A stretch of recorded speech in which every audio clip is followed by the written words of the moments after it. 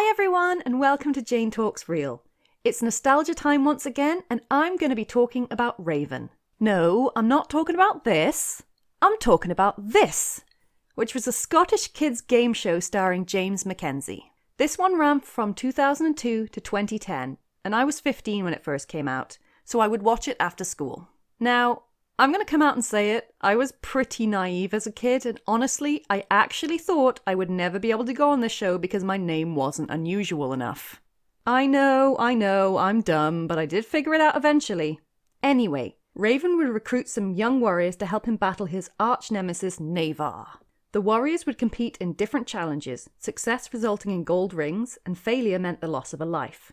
Collecting 9 rings would restore a life and at the end of each episode, the warrior with the least amount of lives would face the hardest assault course known to man. Andy off the trapeze, the gap beginning to yawn again. No, not that one. Yeah, that's the bad boy, the Way of the Warrior. This course was so difficult that only a handful of kids ever completed it. I've always wanted to try this course, but I'm fairly sure I would get stuck right about here. Now, before I go any further, I need to talk to you about James Mackenzie. I met this guy at a Comic-Con and he is an absolute sweetheart. If you ever get a chance to meet him, then I highly recommend it. He recognized me from Twitter, I nearly passed out with excitement, and he talked to us for ages and was super kind to my friend Natalie, who is really shy. They talked about Scotland and it was the best thing ever. I had my picture taken with him and it's been my Facebook banner ever since. And he's given me my own Raven name, Talgar. Seriously, I can't say enough how sweet this guy is and he deserves all the happy things in life. Anyway, back to the show. There was often a backstory to go with each season, something about forging symbols to fight the forces of darkness or whatever. Honestly, it wasn't really important.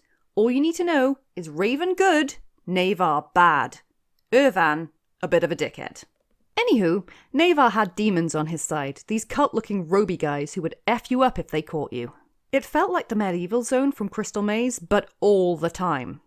The whole idea was to become the ultimate warrior and gain the Staff of Power, and the encouragement from one Scotsman with a lot of gel in his hair. Seriously, you know you're a boss when Raven calls you young warrior. Something he did to me when I met him. Despite him not being that much older than me, I still squealed like a 12-year-old because that's what nostalgia does to me. Ugh, I'm getting off track again. Let's look at some of the games these kids had to face. Old Troll in Series 1 made me laugh a lot. The kids would be given a pretty simple riddle which they had to write an answer to and stick it in the door of Shrek's grumpy cousin. If the answer was right, they would get a ring. If it was wrong, the troll would grab them and Raven would internally laugh his arse off. There was the Wizard's Tower, later renamed Thrall Threads, that even as an adult, I wouldn't want to be a part of. This one involved 2 of the kids, and frankly, I wouldn't want to be in either position because I am A, terrible at giving directions, and B, clumsy as hell. So one of the kids would be blindfolded and would have to follow the instructions of the other to navigate an obstacle course lined with bells. If they rang one of the bells, the demons would get them. Surprisingly, the kids did pretty well at this one. It's amazing what you can do when you don't instinctively trip over nothing on a day-to-day basis. The riddle bridge was pretty hard, and many kids lost a life here. They would be posed a riddle by a mystical book, and they would have to step on the correct lettered stones to spell out the answer. There was a time limit on this one too, which made it extra tricky. A lot of times the kids would just guess and be zapped away by squiggly special effects. The Gorge was another 2-person game, and once again, a demon would be after you. One of the kids would be down in the gorge, and at certain points they would have to describe a symbol to the one above, who would match it to one of the 3 skulls in front of them. Filling the correct skull with water would grant them a ring and allow them to move forward. It got close a few times, but I don't think I ever saw anyone lose a life in this game. The eyeless demons had the warriors cross a short course with bells attached to a stick. 2 blindfolded demons were on the course and they would swing their death sticks around. If they touched one of the kids, they lost a life, and obviously the more noise the kids made, the easier it was for the demons to find them. Sometimes one of the kids would just try and run the course, and Raven, in the nicest way possible, would encourage them to play the game properly.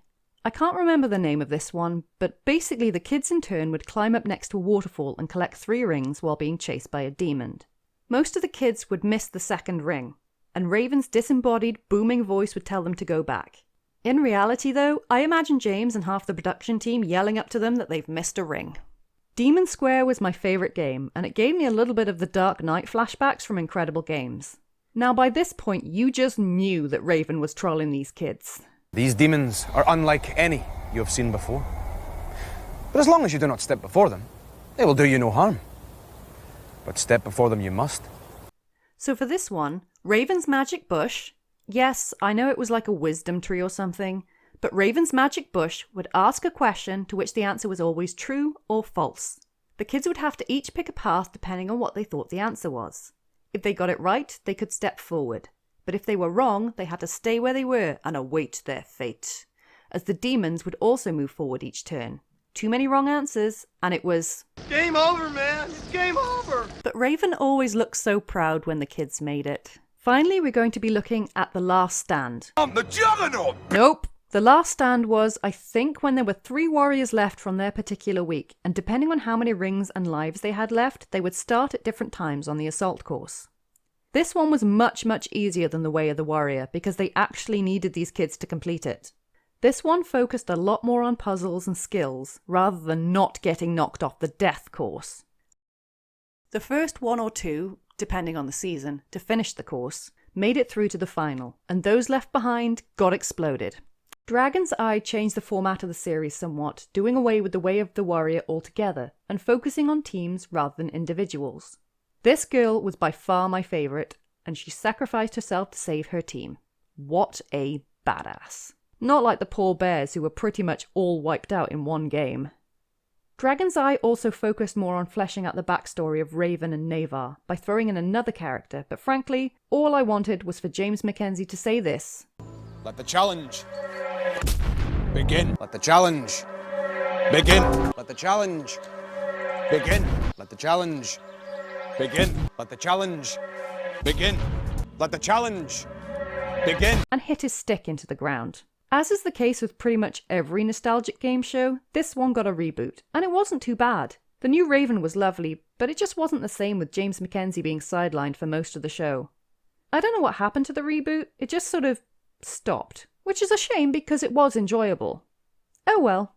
So there you have it. That was Raven. Did you watch this one as a kid, or did you want to go on it? Which challenges were your favourites? Let me know in the comments, or come say hi on Twitter. If you enjoyed this video, then please like, share and subscribe. Join me next time where I will be talking about a place where you have to follow Mr. Spoon to get there. I'll speak to you soon, and thanks for watching.